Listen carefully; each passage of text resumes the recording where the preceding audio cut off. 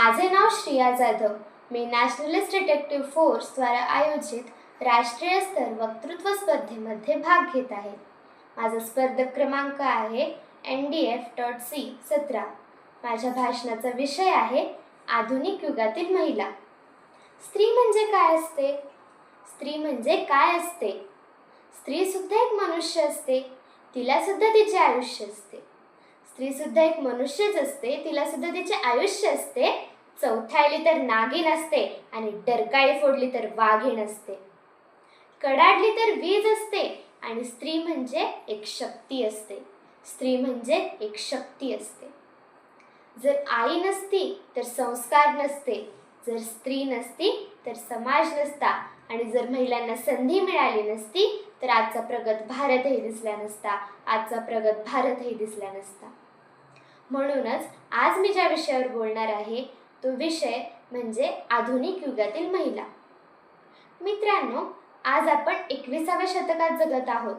या युगाला विज्ञानाचे युग किंवा तंत्रज्ञानाचे युग असे म्हटले जाते. पण माझ्या मते हे स्त्री सक्षमीकरणाचे युग आहे.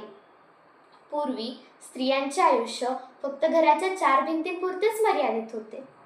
पण आजची आधुनिक स्त्री ही आकाशात झेप घेत आहे. क्रांतीज्योती सावित्रीबाई फुले यांनी स्त्रियांच्या शिक्षणाची ज्योत पेटवली.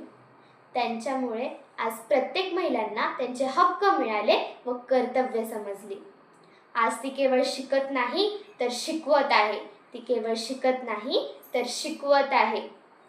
आजची आधुनिक स्त्री ही शिक्षण, विज्ञान, तंत्रज्ञान, क्रीडा, सैन्य, अंतराळासारख्या अनेक क्षेत्रांमध्ये प्रगती करून आपले नाव गाजवत आहे. त्या प्रत्येक क्षेत्रांमध्ये आपला ठसा उमटवून आपली सक्षमता सिद्ध करीत आहेत. मग त्या आकाशात झेप घेणाऱ्या कल्पना चावला असो, बॉक्सिंगमध्ये देशाचा झेंडा उंचवणाऱ्या मेरी कॉम किंवा भारताच्या रॉकेट वुमेन असणाऱ्या रितुपरी धल असो, अशा अनेक महिलांनी जगाला दाखवून दिले आहे की स्त्री ही कमजोर नाही तर ती असीम शक्तीचा स्रोत आहे. स्त्री ही कमजोर नाही तर ती असीम शक्तीचा स्रोत आहे. पूर्वी असे म्हटले जायचे की चूल आणि मूल हेच स्त्रियांचे विश्व आहे. पण आजच्या आधुनिक स्त्रीने हे वाक्य पूर्णपणे बदलून टाकलेले आहे. आजच्या महिला फक्त घर सांभाळणाऱ्या आणि कुटुंबाला आधार देणाऱ्या नसून त्या समाजाच्या बदलाचा मुख्य स्तंभ आहेत. त्या आव्हानांना ती पेलत खंबीरपणे उभ्या आहेत आणि आपले स्वप्न पूर्ण करीत आहेत. ती देश घडवणारी, समाज घडवणारी आणि इतिहास घडवणारी शक्ती आहे. शेवटी मी एवढंच सांगू इच्छिते की जसं एका पक्षाला उडण्यासाठी 2 पंखांची गरज असते, तसंच समाजाच्या प्रगतीसाठी स्त्री आणि पुरुष ह्या दोघांचीही गरज असते.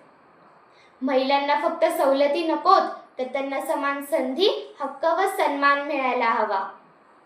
मित्रांनो, एक गोष्ट लक्षात ठेवा, जिथे स्त्रीचा सन्मान होतो तिथेच समाज प्रगती करते. जिथे स्त्रीचा सन्मान होतो तिथेच समाज प्रगती करते आणि तिथेच भविष्य उज्ज्वल होते. जाता जाता मी एवढेच म्हणेन, नको तिला आता कोणाची दया, तिच्या पंखात आहे गगनाची माया. नको तिला आता कोणाची दया, तिच्या पंखात आहे गगनाची माया. कधी ती माता, कधी ती लेक, कर्तृत्वात तिच्या झळाळतो विवेक. कधी ती माता, कधी ती लेक, कर्तृत्वात तिच्या झळाळतो विवेक. चूल आणि मूल आता झाले जुने, चूल आणि मूल आता झाले जुने. तिच्याशिवाय प्रगतीचे जग आहे उणे. तिच्याशिवाय प्रगतीचे जग आहे उणे. एवढंच बोलून मी इथेच थांबते. धन्यवाद.